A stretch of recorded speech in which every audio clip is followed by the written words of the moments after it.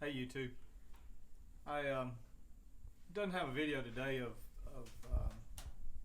anything in the ground.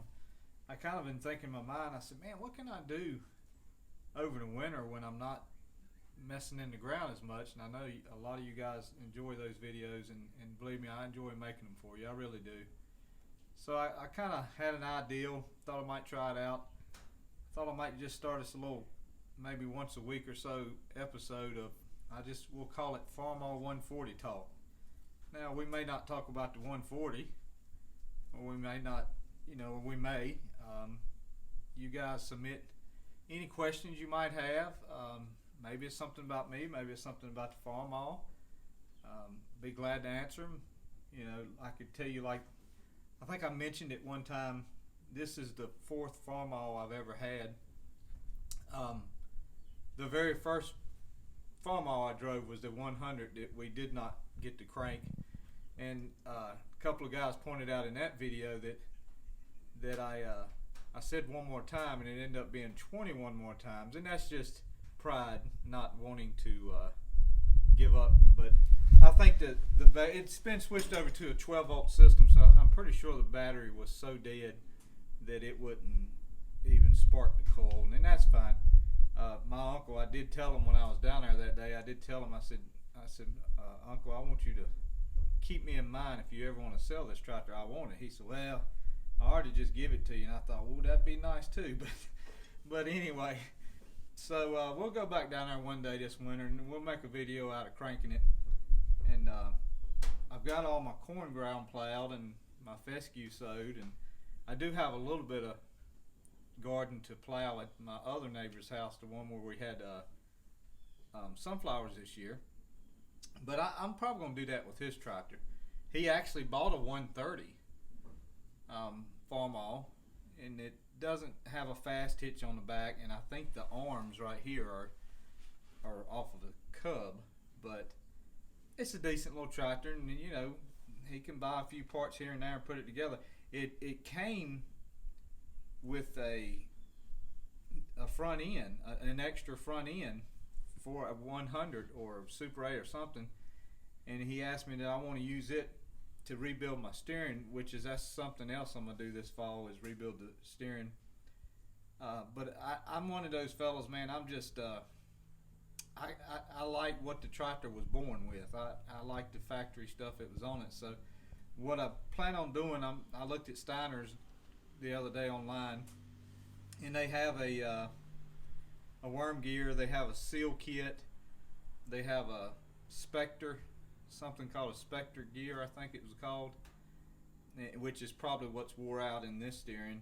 And I want to get tie rod ends and bearings for the front wheel, and when I drop it, I'll pull the sheet metal off, and I'll drop that front end out from under completely, wash it, clean it, sand it, put it all back together, and probably will paint it red. And I know I know y'all guys will pick at me for not painting the rest of the tractor, but every time I've ever worked on this tractor, I've painted what I worked on back red. The left drop housing, I had to take it off one time, and I painted it red. The right drop housing, the wheel weights, the rims, anytime I put brakes on it. So that, and some tires in front, so she'll be brand new IH red from there down, but that's okay. I use them. I do appreciate old stuff, and I love using old stuff, but I don't like letting it sit there and just look at it. To me, I'd rather not have it if I can't use it. And so,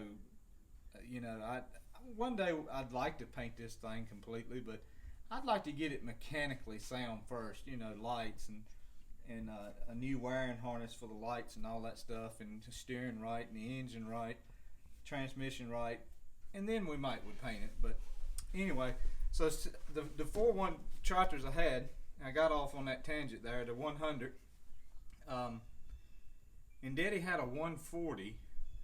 The 100 wasn't his, it was Grandpa's, but he had a 140, and I was about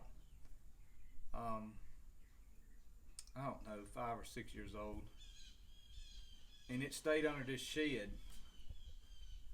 Hey YouTube again, I'm sorry. My daddy was asking me some stuff about my sister. So I was telling you, the 100 was my grandpa's. The 140, I remember it in a shed. I was about 5 years old, and I never seen it run. Too young to know how the arms were and all that stuff. And I don't remember what really happened to it. I really don't even remember when it left, but I know he sold it and it was gone. So we used that 100 through all my teenage years, and when I got close to 18 or 19, he bought a 140 from a place in Asheboro, and it was a pretty decent 140. It was a white face, but it had the big grill, the big square cutouts, so it's probably a 60s model. And it was a decent tractor. I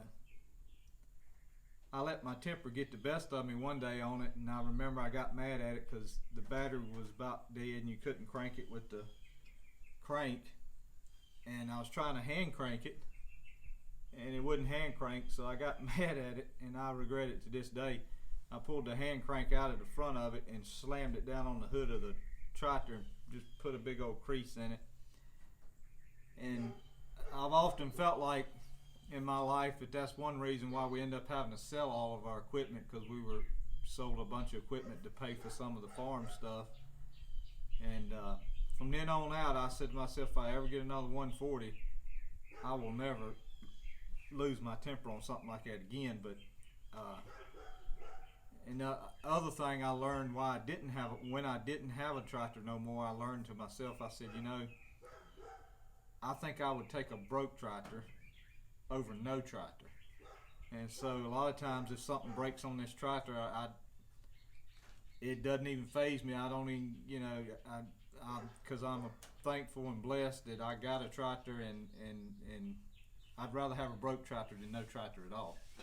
But anyway, so that's my 4 140s, or 4 Farmalls, 100 and 3 140s.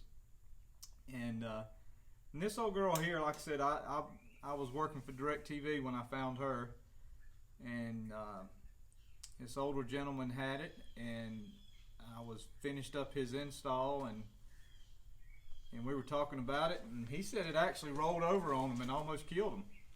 And so he hadn't drove it since then. That's why the original dash right here, this part is bent down. And I asked him about it, and he said, yeah, I'll sell it to you $1,200. And it didn't run. I mean, the gas tank was eat up on it. This is a gas tank off of another tractor. And long story short, I ended up paying him like $150 every 2 weeks until I got it paid. And he went ahead and let me take it home at that time. And so it's, we've done a little work to it here and there, and bought some of this equipment that you see me use. And a lot of that equipment you see me use, honestly, I seen it when I was younger, but we never had that much 140 equipment. Most we had was the fertilized unit and some cultivating feet, but we never had, planters and plows and harrows for it. We did have that little bog harrow that you've seen in a couple of videos. The one that I restored, it was my grandpa's. But that's really about it. No scrape blades, and so we've been able to enjoy all of that. And I just want to thank everybody for watching. Next year I plan on trying to do a little bit with a tobacco planter that I don't know if I've showed it on the video or not, but it's the one that we've had since I was, 12 or 13 years old. And I want to plant maybe some sweet potatoes with it. I do have some corn that's called Jimmy Red. I want to plant that and maybe follow that throughout the year, and maybe do some more stuff with my RV. And but I did want to say, I was thinking one day about the 140 and my channel, and I did want to say this, and I'll probably leave you with this. My life is not caught up in this tractor. I know all my videos say 140, but I kind of partly do that because the analytics on the Google channel show that 70% of the searches for my videos contain the words Farmall 140.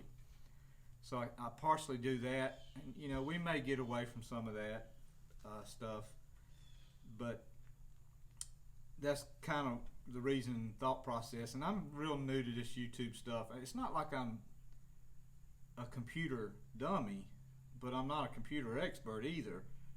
I mean, I know enough to kind of navigate me around in there. So, but we'll learn. And I do want to grow the channel as much as I can. And I just didn't want to give the impression, well, all I care about is my tractor, and it's not. I mean, I care about a whole lot more things, such as church and God and Jesus, and just that's really the forefront of my life there. But I do enjoy toiling the land, so to speak, and I know a lot of people like their tractors, and I just want to help them and share some knowledge. Now, if y'all have some ideas, I think maybe next time I might show setting up some disc on this thing. I mean, we won't be able to go to the field, but I could at least show setting them up. I had a guy ask me about that one time, and if y'all got any ideas or maybe questions about me, and maybe we'll just make a once a week thing. Everybody get out and vote. Vote for the candidate that you think will do the best, and vote where your heart is, and everything will be all right. No matter who's in charge, though, I always forget that it's who's in charge of our nation. God's in charge of him. So anyway, I thank you and appreciate you watching, and we'll catch you on next time.